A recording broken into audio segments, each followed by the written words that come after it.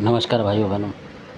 आज का वीडियो ये भी एक सौंज के विषय में है कि बहुत सारों के घर जो गड़बड़ में आ जाते हैं कि सौंज बिगड़ गई, उस वजह की बता रहा हूँ मैं। ये भी एक वीडियो है उसका, और ये वजह भी हो सकती है।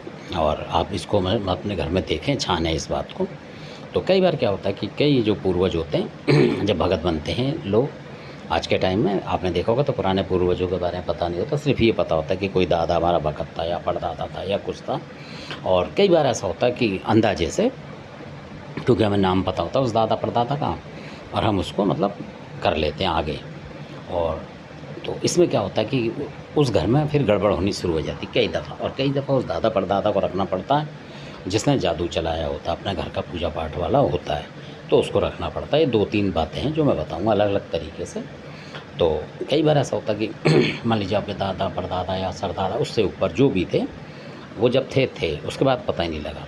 उसके बाद क्या होता है कि फिर कई पीढ़ियों में, एक आध पीढ़ी में, और किसी को मतलब थोड़ी बहुत दिक्कत आई तो उसको बताते हैं कि इसको भगत बना दो, घर की सेवा करेगा। देखा होगा, सुना होगा आपने। तो जब उसको बना देते हैं तो क्या होता है कि उसके ऊपर आता है, ये बिल्कुल हकीकत बात बता रहा हूँ 100%। तो आप देखेंगे जब उसको भगत के लिए ढूंढते हैं या बीमारी ढूंढते हैं उसमें, तो कई बार जो है उसके पहला जो उसका जो दर्शन होता है, जो मान लो अगर उनके पिताजी एक्सपायर हो गए और भगत थे वो, तो क्योंकि उससे पुराने दादा परदादा जो थे पता नहीं कब थे कब नहीं है, वो छूट जाते हैं। तो उसमें क्या होता है कि क्योंकि जादू आपका बहुत दिनों से मतलब पूजा पाठ हो नहीं रही थी, भक्ताई वाली बात बता रहा हूँ मैं।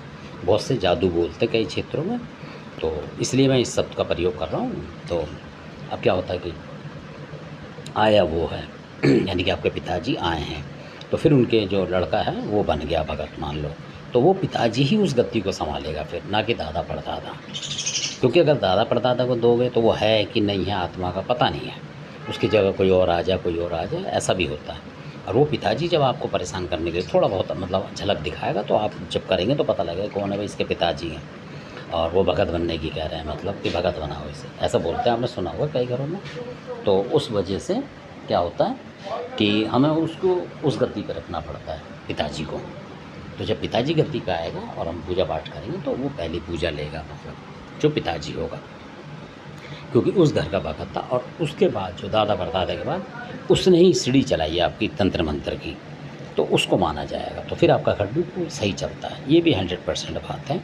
तो आप समझ गए होंगे इस बात को। तो ऐसे पहचान के करना चाहिए कि हमें गद्दी किसको देनी, किसको नहीं देनी। जो जादू चला रहा आपके घर का आके, चाहे पहले दादा परदादा कभी भी हो, जिसने नीचे से आके जो पहला दर्शन देता है उसको भी माना जाता है। तो धन्यवाद। अपनी वीडियो का अच्छा लगे सब्सक्राइब करें, शेयर करें, लाइक करें। धन्यवाद।